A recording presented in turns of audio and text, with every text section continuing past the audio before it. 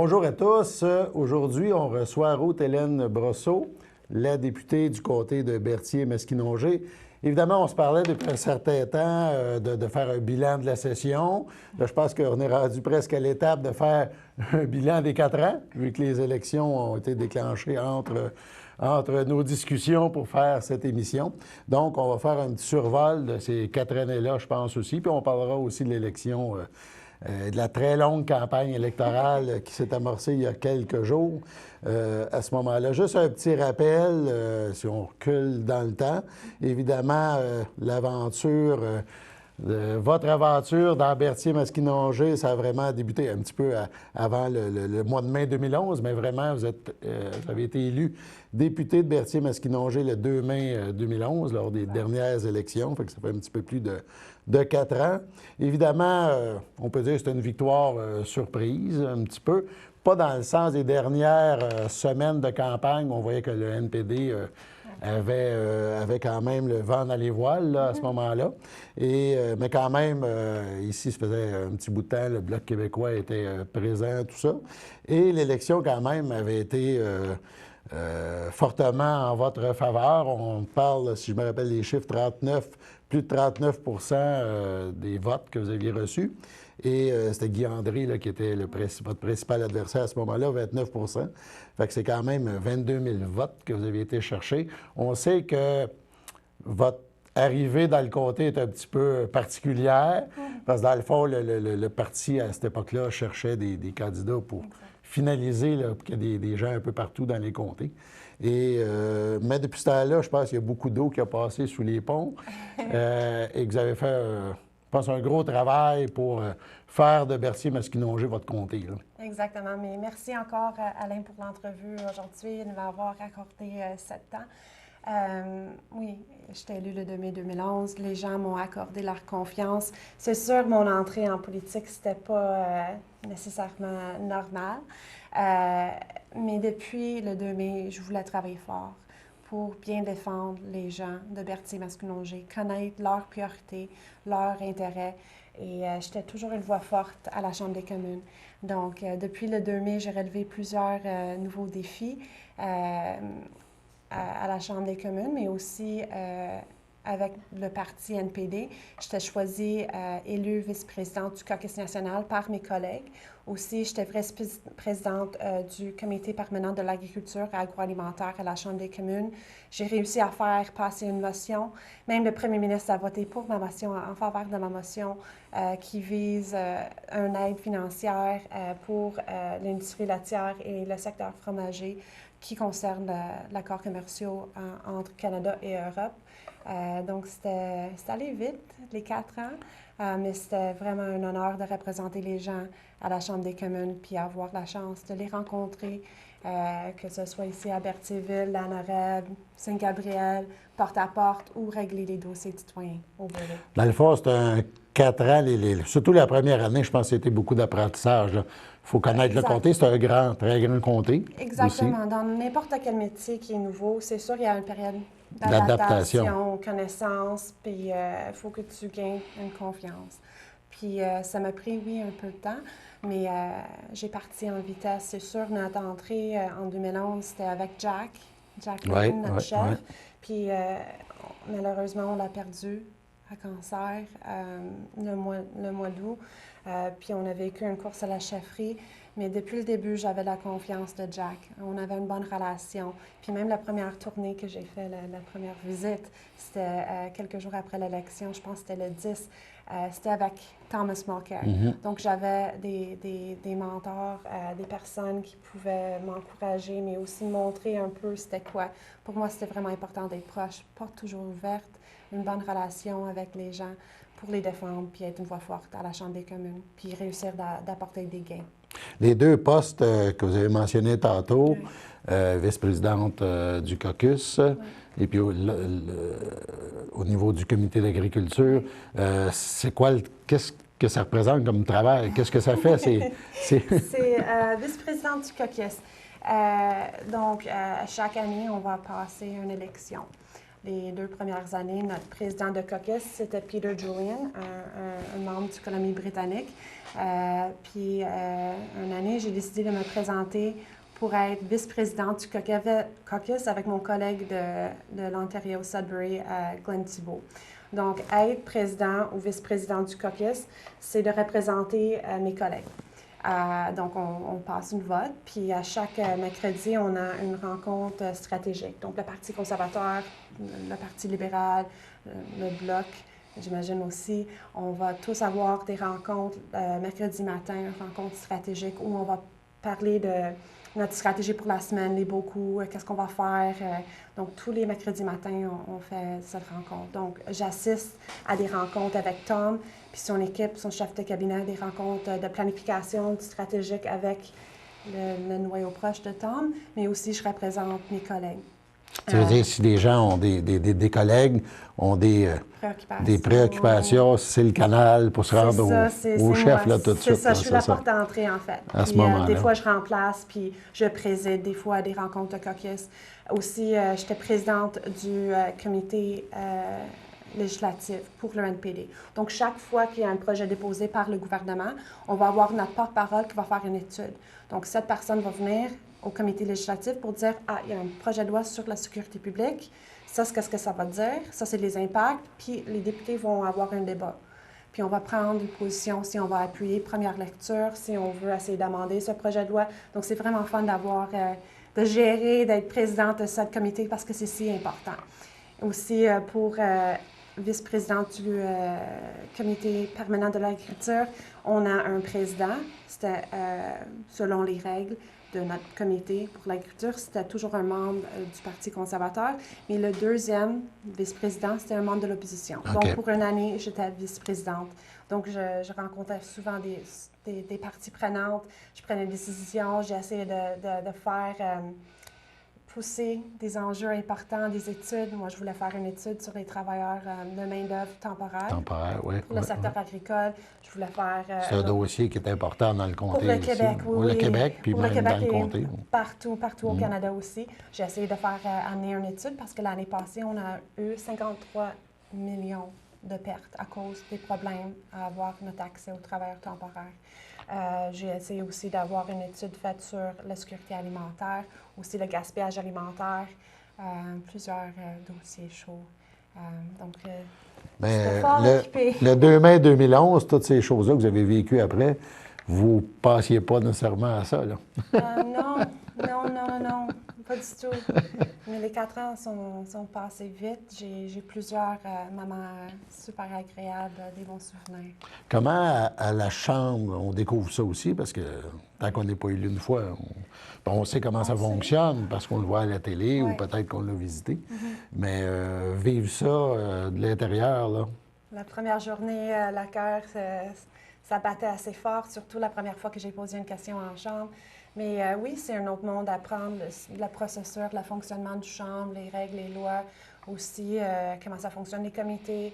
Puis encore, on a plusieurs demandes de rencontres de lobby. Donc, c'était apprendre comment se situer. C'est une grosse machine, c'est là on découvre ça. Une grosse machine, oui. Mais c'est pas un petit peu aussi, on arrive, on est jeune, on a des idées, on aimerait changer des choses. Ouais. Mais c'est pas un petit peu frustrant, justement, que la machine soit tellement grosse? Je peux vous dire, depuis le début, j'avais des bons mentors. J'avais Jack, après Tom, mais aussi on était jumelés avec un député qui était là, avec un peu d'expérience. Donc, j'étais jumelée avec Jean Crowder du Colombie-Britannique. Donc, j'avais des bons mentors, des bonnes amies. Je me suis entourée des personnes avec plus d'expérience que moi, donc je pouvais les faire confiance et aussi ils pouvaient m'aider à décortiquer un peu comment vivre ça, comment être une députée efficace à la Chambre des communes. Aussi, j'ai créé des bonnes relations d'amitié avec les gens des autres partis, le libéral, le Parti conservateur. Parfois, on peut avoir des atomes crochus, comme on dit. Là, il faut, la Chambre des communes, pendant la période de questions, c'est une chose, c'est un théâtre. Tout le monde, ça prend du temps pour trouver leur voix. Les débats, des fois, ça devient vraiment émotif, des sujets qu'on débat en Chambre, mais j'essaie, on est tous des humains. Donc, pour moi, c'est important de bâtir les relations puis essayer d'avancer des causes, comme le pyrétite pour la Mauricie, comme le problème de la main-d'œuvre. J'ai sensibilisé la ministre auprès de ce problème. Donc, j'essayais de bâtir des relations pour essayer d'avancer des sujets, des dossiers importants. Êtes-vous satisfaite de ces 4 ans-là, compte tenu du manque d'expérience au début, puis où vous en êtes rendu 4 ans plus tard? Honnêtement, mon expérience de vie, oui, c'était pas une formation traditionnelle d'un politicien, mais la Chambre des communes est supposée de représenter les Québécois et les Canadiens, en gros. Donc, c'est important de, oui, avoir des avocats, des médecins, des artistes, mais aussi des femmes, de plus en plus de femmes. Notre caucus, on est 40 des femmes. C'est bon, mais on a encore beaucoup de chemin à faire. Et avoir une voix d'une mère monoparentale. Je sais que c'est difficile à rejoindre les deux bouts, des fois à la fin du mois. Moi, je l'ai vécu. Donc, c'est important d'avoir cette voix à la Chambre des communes qui représente des gens qui ont, eux, peut-être une même expérience que moi. Donc, on a parlé du travail à Ottawa. Dans le comté, ça s'est passé comment c'est grand, puis ça aussi, il fallait le découvrir. Il fallait le découvrir. Même aujourd'hui, hier, j'étais allée à une conférence de presse pour célébrer une nouvelle gamme de produits à Passion Lavande, puis j'ai pu apporter mon amie, mon collègue Nathalie, puis elle a pu découvrir Passion Lavande, puis elle habite en Mauricie depuis des années, mais encore, on découvre des belles affaires. Oui, c'était une période d'apprentissage parce après l'élection, je déménageais à Masquinongé. Ça fait 3 ans et demi que j'habite à Pointe-du-Lac, mais je traverse le comté, c'est 37 municipalités souvent. Donc, encore, j'ai découvert des bonnes affaires. Les principaux problèmes du comté, mais évidemment, il y en a, c'est assez facile à cerner, mais pour un député fédéral, c'est qu'on peut aider. Là, on parle des fois des problèmes, on a parlé de l'agriculture, mais comment un député au niveau fédéral peut aider? Souvent, c'est des problèmes terre-à-terre, là, que les gens ont ou ponctuels. Est-ce que, je ne sais pas, on a l'impression, lorsqu'on est à l'extérieur, qu'un député provincial est comme plus près de ces problèmes-là. Mais au niveau fédéral... c'est comme le maire du village est plus près des gens. C'est ça, il y a provincial, un peu plus loin, mais encore proche. Le député fédéral, c'est des enjeux fédéraux. Mais les décisions qui se prennent à Ottawa, il y aurait un effet direct. Finissent par avoir... Exactement. Puis avec tous les coupures amenées par le gouvernement conservateur, on se retrouve avec beaucoup plus d'ouvrages à notre bureau de comté, que ce soit la sécurité de la vieillesse, problème avec Revenu Canada, j'en passe. Même, on a des gens qui rentrent nous voir ou nous appellent pour dire « je ne sais pas où aller, est-ce que vous pouvez m'aider? » Donc, nous, qu'est-ce que nous allons faire? C'est parce qu'on a des connaissances des organismes non lucratifs, on a des bonnes relations avec nos députés provinciaux, on les réfère à quelle porte cogner. On veut vraiment être là pour aider les gens, puis on va juste aller au bout, tout en respectant les compétences et juridictions des autres, parce qu'il faut travailler en respect. Ça, dans le fond, souvent, c'est d'écouter le problème de la personne, puis peut-être juste de lui ouvrir une porte, même pas, ou de lui donner un endroit où aller frapper justement à la bonne porte. Là, c'est un petit peu plus dans ce sens-là. Fait que dans le fond, c'est 4 ans d'expérience intensive, surtout au début, mais après ça, avec une belle progression au niveau du parti comme tel. Là. Tous les jours sont différents. On met plusieurs chapeaux. Tous les dossiers sont différents, donc on continue à apprendre à tous les jours. Ça se poursuit à ce moment-là. Ça se poursuit. On va faire une pause dans quelques instants. Dans la deuxième partie, on parlera un petit peu de la campagne qui s'amorce. Je pense, j'ai vu sur votre Facebook là, que même c'est de nuit qu'on pose des pancartes. Oui, on travaille des jours 12, 14, 15, 16. Surtout c'est une campagne particulière qui finira pas, là, mais ça va finir, mais qui s'étire, qui va s'étirer. Fait que ça va prendre beaucoup de discussions, beaucoup d'idées, beaucoup de passer au travail. Un beau débat. C'est ça. Donc, on vous revient dans quelques instants avec Ruth-Hélène Brosseau. Ça, c'est ma jambe quand elle avait 3 ans, 4 ans.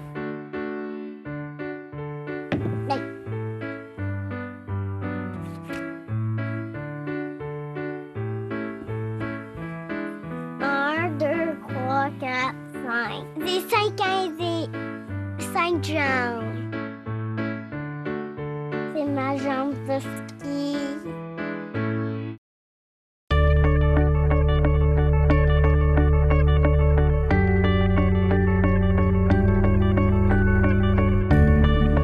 On poursuit l'entrevue avec Ruth-Hélène Brosseau, la députée de Berthier-Masquinongé. Et on va prendre la deuxième partie on a fait un petit bilan là, dans la première partie des dernières années.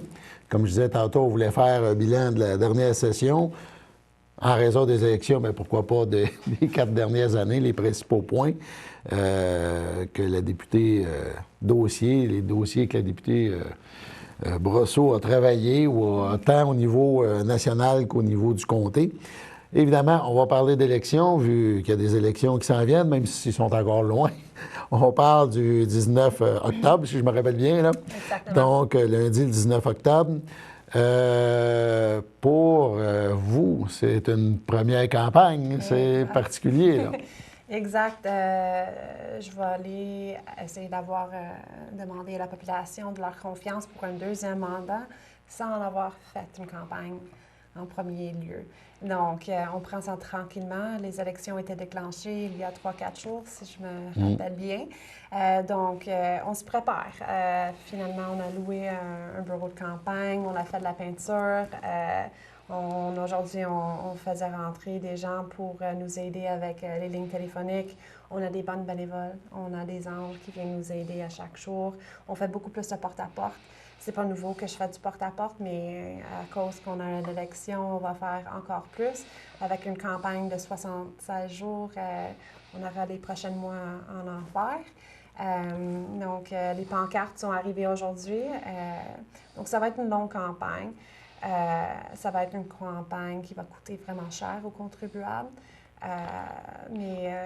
Votre opinion là-dessus, dans le fond, c'est quoi? Il y a quelques semaines de trop, là? Façon de parler. Une campagne de 11 semaines. Moi, je m'attendais d'avoir une campagne de 35 jours. C'est normal. Cette campagne, c'est vraiment historique. Ça va être un marathon. Je pense que la dernière fois qu'on avait une campagne si longue, c'était en 1926.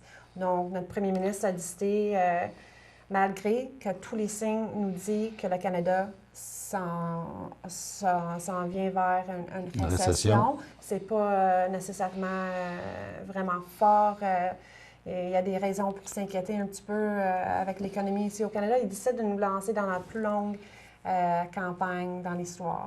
Puis donc, à ce moment-là, excusez, à ce moment-là, dès que c'est enclenché, c'est que là, le Parlement ne fonctionne plus. C'est ça, puis, on est déçus. J'ai encore le bureau parlementaire qui reste là pour servir les gens. On a encore beaucoup de gens qui viennent nous voir pour régler les dossiers. Donc, le bureau va rester ouvert. On va annoncer les heures d'ouverture un peu réduites.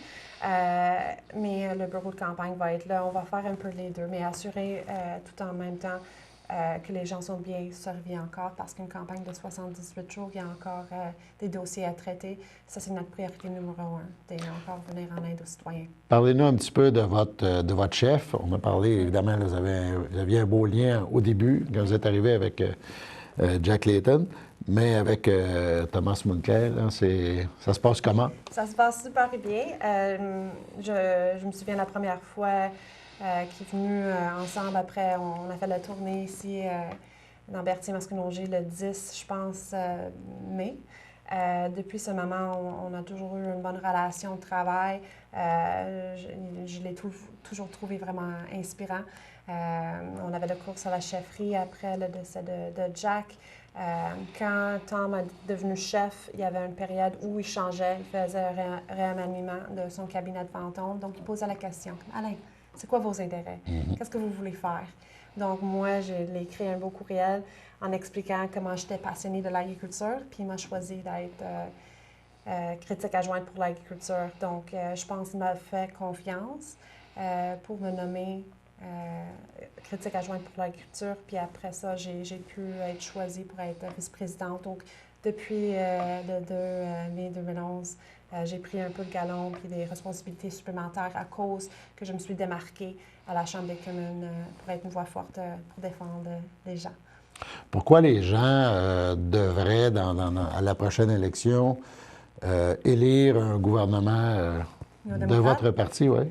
Parce que je trouve qu'on est un parti qui a à cœur les intérêts des Québécois et les Canadiens. On veut rendre la vie plus abordable. On va essayer de réduire les inégalités entre les plus riches puis les mieux nantis. Nous, on vise vraiment aider, venir en aide aux PME parce qu'eux, ce sont des créateurs d'emplois. On veut réduire le taux d'imposition. On a eu des succès et des gains au niveau de protection de l'environnement. On a toujours dénoncé le fait que le gouvernement conservateur maintenant ne protège pas nos lacs et rivières, nos cours d'eau. On était une opposition vraiment forte. Puis je pense que depuis 4 ans, on a démontré qu'on est prêt à former le gouvernement. Puis je me souviens en 2011, tout le monde disait c'est pas possible une vague orange au Québec. Au début de la campagne, je pense parce qu'on aurait cru qu'on aurait eu une belle délégation, mais une vague orange, puis aussi tant de députés élus au Québec.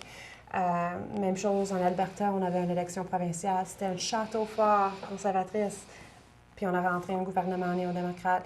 Quand on avait un gouvernement n'importe où dans le Canada, néo-démocrate, on a toujours réussi à balancer le budget. Donc, on peut vraiment bien gérer l'économie. Pour quelles raisons les gens du Canada ne devraient pas réélire les conservateurs? On a combien de temps? Je peux en parler longtemps. Le Sénat, le Parti conservateur, c'est un parti qui... Le premier ministre est là depuis 10 ans. Il y a plein de scandales, un après l'autre, le Sénat. Qu'est-ce qu'ils ont fait avec l'assurance-emploi? C'est pas quelque chose de bon pour le Québec. Nos travailleurs saisonniers, il y a moins en moins de gens qui peuvent avoir accès à des fonds qui cotisent. Ça appartient aux travailleurs et aux employeurs. Je pense que c'est le temps que le 19 octobre, le premier ministre prend sa retraite. Et finalement, on va avoir un gouvernement qui nous représente bien nos intérêts, puis il change pour vrai. Il apporte du vrai pour les gens de chez nous. Et dans Berthier, dans le Berthier-Masquinongé, pourquoi les gens devraient revoter pour vous? Parce que je pense, depuis 4 ans, j'ai vraiment travaillé fort pour les gens de Berthier-Masquinongé. J'étais toujours accessible. J'ai une bonne équipe au bureau qui vient en aide, qui travaille avec cœur pour régler les dossiers de citoyens. Des fois, on pense que le gouvernement fédéral, c'est loin, mais j'apporte les dossiers, les intérêts, je les défends bien en chambre. Pour l'industrie agroalimentaire, j'ai pu avoir une réussite pour l'industrie du fromage. Quand ça concerne l'accord commercial avec l'Europe, je défends encore la gestion de l'offre dans l'accord transpacifique qui est encore en négociation. Mais ce n'est pas juste l'industrie soumise à la gestion de l'offre. On peut parler des travailleurs temporaires. On a eu des problèmes l'année passée. J'ai essayé d'avoir une étude. J'ai vraiment poussé le gouvernement à agir. Malheureusement, ce n'était pas favorable. Puis on procédé avec leurs changements négatifs, néfastes pour l'industrie. Je veux encourager la relève. On a des producteurs ici chez nous, mais à travers la province qui pensent peut-être plus à aller, c'est mon temps de faire la retraite. Donc, il faut favoriser la relève agricole. Aussi, je pense, on a des beaux projets ici à Mauricie, la Naudière, la culture biologique. Il faut avoir quelque chose en place pour les aider, la favoriser. C'est tous des dossiers, évidemment. On parle d'agriculture. Il y a une grosse partie, c'est toutes des municipalités rurales où, pratiquement, là, où on fait de l'agriculture. Fait que, évidemment, chaque décision, chaque dossier qui chemine, que ce soit positif ou négatif, ça a des répercussions chez nous. Là, en région, on peut parler d'Internet haute vitesse aussi. Il y a encore des gens qui n'ont pas accès à l'Internet haute vitesse. Ça, c'est un dossier du fédéral. On peut parler de l'environnement. On a eu une bonne réussite. Je peux vous en parler. Est-ce que vous connaissez les microbilles? Non. OK. C'est dans les produits de beauté, dentifrice.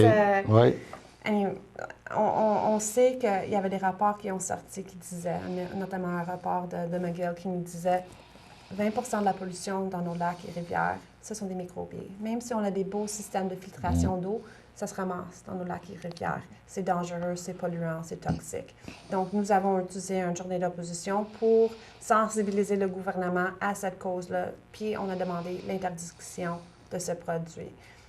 Ils ont voté pour, ça a pris du temps, mais finalement, le gouvernement conservateur a décidé d'ajouter les microbilles à la liste des aliments toxiques. Donc, ça, c'est un gain pour le NPD qu'on a réussi d'avoir tout récemment.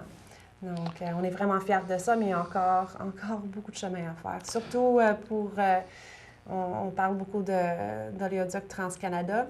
Ça, c'est un projet qui relève du fédéral, qui parle des gens ici, c'est une grosse préoccupation. Mais ici, les gens du comté, on l'entend, disent que peut-être le NPD a deux discours. C'est pas du tout... Mais est-ce qu'on peut, si on est pour ou contre, ou...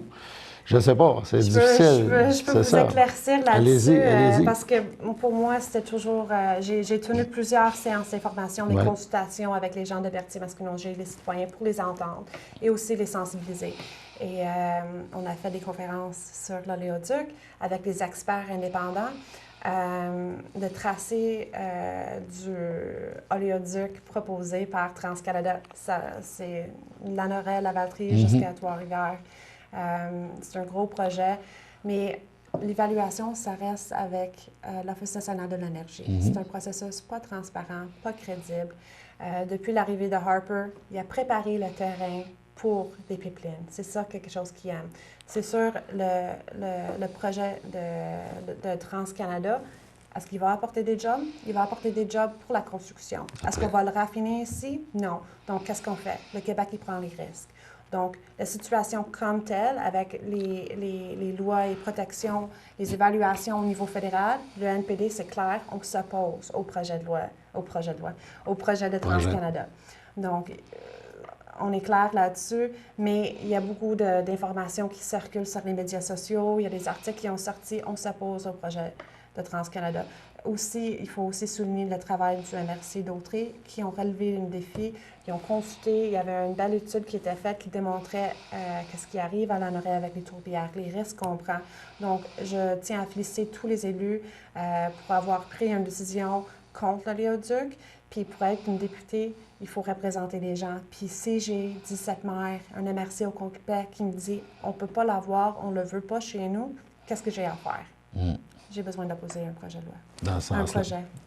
Un projet. C'est ça. Je suis vraiment dans le projet de loi. Terminons, il reste peut-être 1 minute et demie environ. Quel genre de campagne Haute-Hélène va mener dans les prochains jours? Oh, dans les prochains jours. On a reçu nos pancartes, donc on est en train de les préparer pour la pose des pancartes. On a une stratégie prête. On va faire beaucoup de porte-à-porte. On est présent dans les activités. Tous les étés sont super chargés. Donc, je vais encore être présent dans les activités. Dans les prochaines semaines, mois à venir, je vais participer au débat, de parler de nos idées, notre plateforme. Et je vais rester toujours respectueuse. Puis, j'ai vraiment hâte de participer à ma première campagne. Confiante? Il faut avoir confiance. Puis je me suis présentée comme candidate à l'investiture en décembre parce que j'avais beaucoup d'encouragement des gens.